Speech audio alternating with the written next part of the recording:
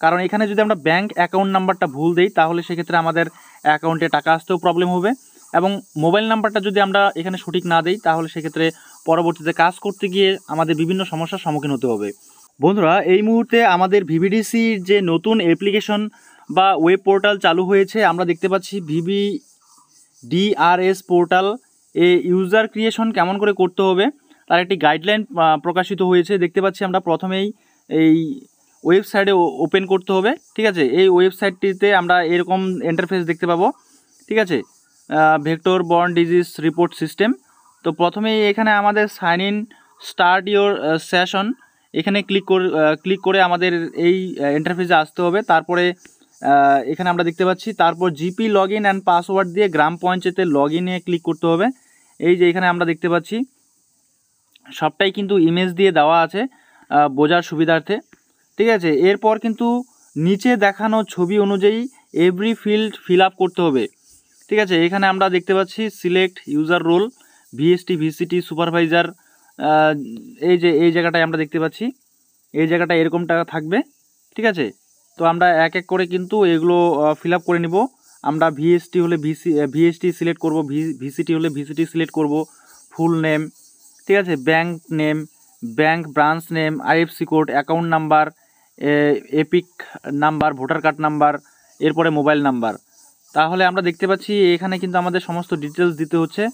তারপর create ইউজারে click করলে user creation complete হবে। এরপর মনে রাখতে হবে যে ইউজার প্রোফাইল তৈরির ইউজার রোল ভিএসটি বা সুপারভাইজার বা ভিসিটির নাম, mobile number, voter card number, bank number, account number, branch name, IFC code সঠিকভাবে ফিল আপ করতে হবে। ইউজার প্রোফাইল তৈরির সময় স্টার মার্কস সব ফিল্ড করতে হবে। আর মোবাইল নাম্বার দেওয়ার সময় 91 ব্যবহার করা যাবে না, শুধু 10 সংখ্যার মোবাইল নম্বর দিতে হবে। উক্ত মোবাইল নম্বরটি পরবর্তীকালে সংশ্লিষ্ট ব্যবহারকারী ইউজার আইডি হবে, মোবাইল নম্বর পরিবর্তনযোগ্য নয়। ঠিক আছে, তো যেই মোবাইল নাম্বারটা দিব আমরা সেই মোবাইল নাম্বারটা কিন্তু পরবর্তীতে পরিবর্তন করা যাবে না, অর্থাৎ আমাদের কন্টিনিউ থাকতে হবে। তো বন্ধুরা, এই ইউজার আইডিটা যে আমরা তৈরি করব এটা কিন্তু খুবই ভাইটাল, খুবই গুরুত্বপূর্ণ। কারণ এখানে যদি আমরা ব্যাংক অ্যাকাউন্ট নাম্বারটা ভুল দিই তাহলে সেক্ষেত্রে আমাদের অ্যাকাউন্টে টাকা আসতেও প্রবলেম হবে, এবং মোবাইল নাম্বারটা যদি আমরা এখানে সঠিক না দিই তাহলে সেক্ষেত্রে পরবর্তীতে কাজ করতে গিয়ে আমাদের বিভিন্ন সমস্যার সম্মুখীন হতে হবে। আর এই জায়গাটায় ভিএসটি না ভিসিটি না সুপারভাইজার সেটা কিন্তু ভালো করে ফিল আপ করতে হবে। নাম, এখানে যতগুলো বিষয় আছে সবগুলোই কিন্তু কেয়ারফুলি করতে হবে। তো বন্ধুরা, এই বিষয়টা কিন্তু একবার নয়, দুবার নয়, 5 বার হোক, 6 বার হোক, ভালো করে দেখে নিয়ে তারপরেই কিন্তু ফিল করতে হবে। আর ইউজার ক্রিয়েশন এটা ভালো করে করলে পরে কিন্তু আমাদের কোনো রকম সমস্যা হবে না।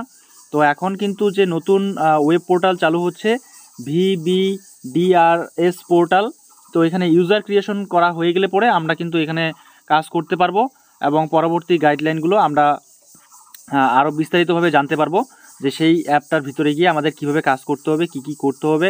ঠিক আছে, আমাদের ট্রেনিংয়ে কিন্তু জানিয়ে দেওয়া হবে। কিন্তু ইউজার ক্রিয়েশনের জন্য, ইউজার আইডি ক্রিয়েশনের জন্য কিন্তু এটা একটা পিডিএফ ফাইল আমরা দেখতে পাচ্ছি।